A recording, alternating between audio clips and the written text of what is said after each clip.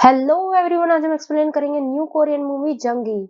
Movie की start में हम कैप्टन जंगी को देखते हैं। वो कुछ एआई रोबोट से लड़ रही थी। तभी वहां पर एक मशीन गन रोबोट आ जाता है और वो उससे फाइट करने लगती है।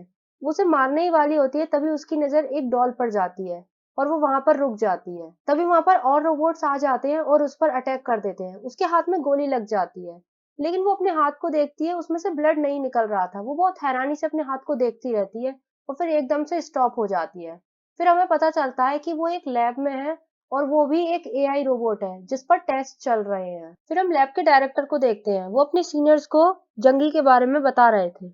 वो बताते हैं कि साल 2130 में जब धरती पर रहने के लिए जगह नहीं बची थी, अंतरिक्ष में रहने के लिए लोगों ने ठिकाने बनाए। लेकिन कुछ समय बाद वहां पर जंग छिड़ गई और जंगी जो थी वो कैप्टन थी और उन्होंने कई सारी जंग लड़ी। जंगी जब अपने अगले मिशन पर गईं, तो जंग के दौरान वो कोमा में चली गईं और अपने मिशन को पूरा नहीं कर पाईं।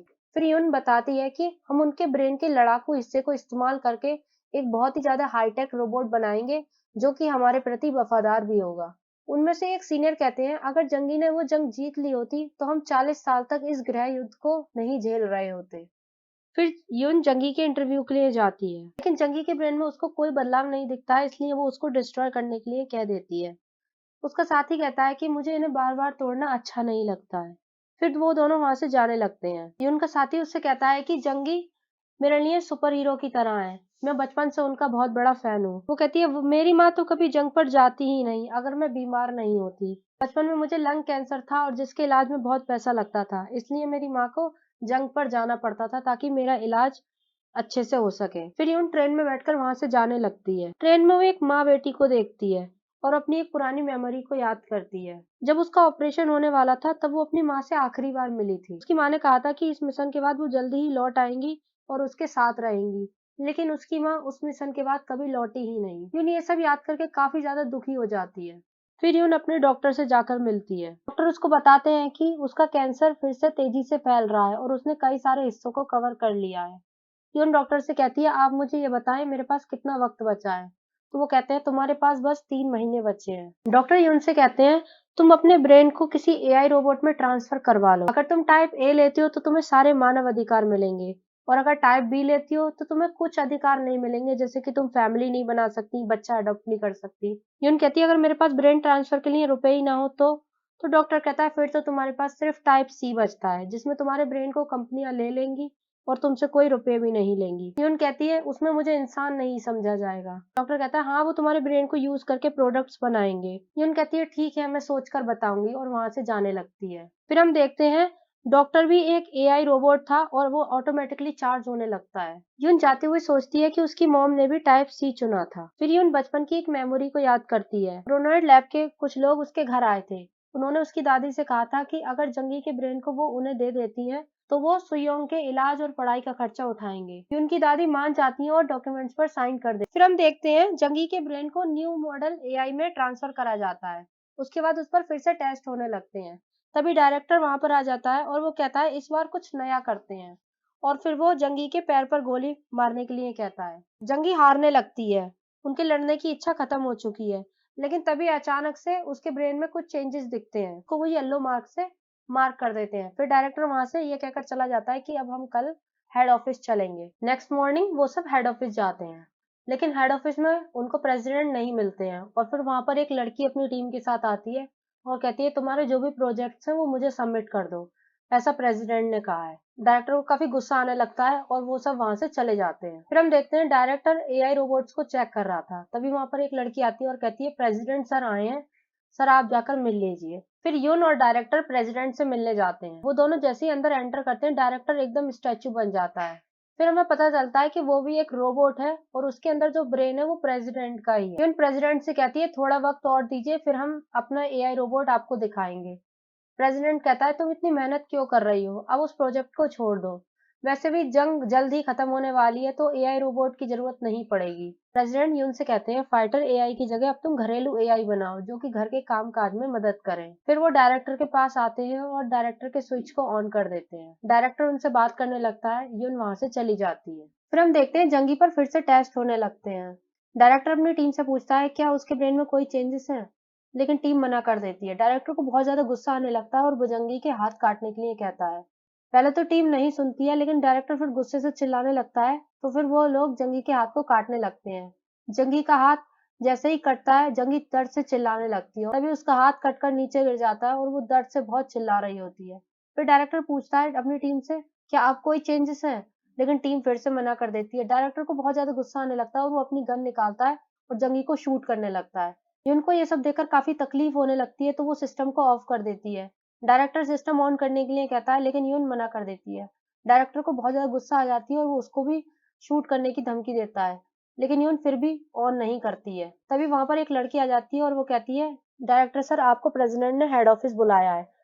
डायरेक्टर वहां से गुस्से में चला जाता है। यून अपनी टीम से कहती है, मुझे जंगी का सारा डाटा भेज देना, क्योंकि अब हमें जंगी प्रोजेक्ट बंद करना होगा। हम देखते हैं यून जंगी प्रोजेक्ट की सारी फाइल्स देख रही थी।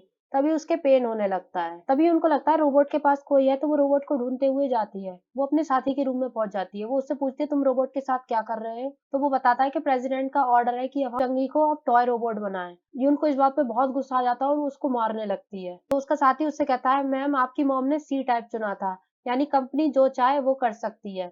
यून इस बात को सुनते ही रोने लगती है और वहां से चली जाती है। फिर हम देखते हैं यून जंगी के सिस्टम को एक्टिवेट करती है और उनसे पूछती है, कैप्टन जंगी, क्या आप मेरी आवाज सुन रही हैं? तो जंगी कहती है, तुम कौन हो? मैं कहाँ पर हूँ? मुझे मेरा शरीर महसूस नहीं हो रहा है। यून कहती है, कोई बात नहीं, अब आप आराम से सो जाइए, अब आपको कोई भी परेशान नहीं करेगा। यून जैसे ही सिस्टम ऑफ करने वाली होती है, तभी येलो वाला पार्ट एक्टिवेट हो जाता है और जंगी कहती है, सुनो, क्या तुम मेरी एक मदद करोगी? यून हैरानी से पूछती है, क्या? तो जंगी कहती है, आज मेरी बेटी का ऑपरेशन था, क्या वो ठीक से हो गया? वो कहती है, आपकी बेटी का ऑपरेशन कामयाब रहा, आप फिक्र मत करें, अब वो बिल्कुल ठीक है। फिर वो कहती है, ऑपरेशन से पहले मेरी बेटी ने मुझे एक डॉल दी थी, लेकिन मैंने उसे कहीं खो दिया और अब मुझे बहुत ज्यादा बुरा लग रहा है। मुझे मिशन के बाद मेरी बेटी के पास वापस जाना था, लेकिन मैं नहीं जा पाई, वो मेरा इंतजार कर रही होगी। यून ये बात सुनते ही सिस्टम को ऑफ कर देती है और बहुत ज्यादा रोने लगती है। नेक्स्ट मॉर्निंग जंगी को फिर से टेस्ट के लिए लाया जाता है। यून पहले से ही वहां पर थी। यून जंगी के कान में कहती है, कैप्टन जंगी, क्या आप मेरी आवाज सुन रही हैं? अगर आप मेरी आवाज सुन रही हैं तो आपको ऐसा लग रहा होगा ये सपना है, लेकिन ये सपना नहीं है, आप मेरी बात ध्यान से सुनिए। और फिर वो जंगी को सब बताने लगती है। तभी डायरेक्टर वहां पर आ जाते हैं और जंगी पर आखिरी बार टेस्ट होने लगते हैं, लेकिन जंगी फिर से टेस्ट में हार जाती है। डायरेक्टर वहां से चला जाता है, लेकिन थोड़ी देर बाद वो वापस आ जाता है और वीडियो को जूम करके देखता है। तो वो देखता है कि इस बार जंगी को गोली नहीं लगी थी। डायरेक्टर जल्दी से अलार्म बजवाता है और पुलिस को बुलाने के लिए कहता है। यून जल्दी से सारे डाटा को डिलीट करने लगती है। फिर हम जंगी को देखते हैं, वो उन दोनों को मारकर वहां से भागने लगती है। वो भागते हुए एक रूम में पहुंच जाती है जहां पर उसके जैसी और भी रोबोट थे। वो उन्हें ध्यान से देखने लगती है। तभी वहां पर आर्मी रोबोट आ जाते हैं और उसको ढूंढने लगते हैं। जंगी उन पर अटैक कर देती है। फिर उन सबके बीच में काफी देर तक लड़ाई चलती है। जैसे एक रोबोट जंगी के हाथ को काट देता है, तो जंगी उसके आंख को फोड़ देती है। तभी एक एआई रोबोट उसको उठा के पटक देता है और उसको मारने ही वाला होता है। तभी यून पीछे से आ जाती है और उसको डीएक्टिवेट कर देती है। यून कहती है, कैप्टन जंगी, क्या आप मेरी आवाज पहचानती हैं? मैं वही हूँ जिसकी आवाज आपने सपने में सुनी थी। मैं आपकी मदद करने आई हूँ।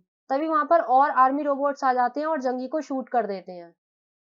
यून वहां से एक एआई रोबोट के साथ चली जाती है। से एक रोबोट जंगी की बॉडी को देखता है, लेकिन उसमें ब्रेन नहीं होता है। फिर वो सीसीटीवी फुटेज देखते हैं और उन्हें पता चलता है कि यून ने जंगी के ब्रेन को एआई रोबोट में डाल दिया है।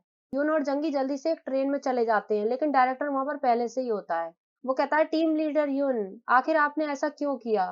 प्रेसिडेंट ने तो आपको इतना प्यार दिया, फिर भी आप जंगी को भगाना चाहती हैं। आगे बढ़ती है तो डायरेक्टर कहता है, आगे मत बढ़ना, अगर आगे बढ़ी तो तुम्हारी बेटी को मैं मार दूंगा।